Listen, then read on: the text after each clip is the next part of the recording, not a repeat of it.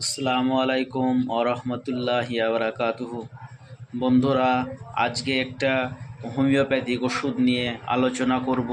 সেটি হচ্ছে রুবিনিয়া mother tincture. প্রথমত এর পরিচয় সম্বন্ধে আমরা জানব। রুবিনিয়া পারপিউরার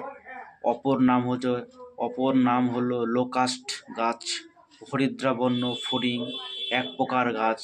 এই গাছের ছাল হতে মাদার টিংচার প্রস্তুত হয়। এর উপকারিতা সম্পর্কে এবার আমরা জানব। অম্ল রোগের উৎকৃষ্ট ঔষধ। পাকস্থলীতে অত্যাধিক অম্ল সৃষ্টি হলে অত্যন্ত কটু উদ্গার, টক ঢেকুর বা টক বমি, দাঁত পর্যন্ত টকে যায়।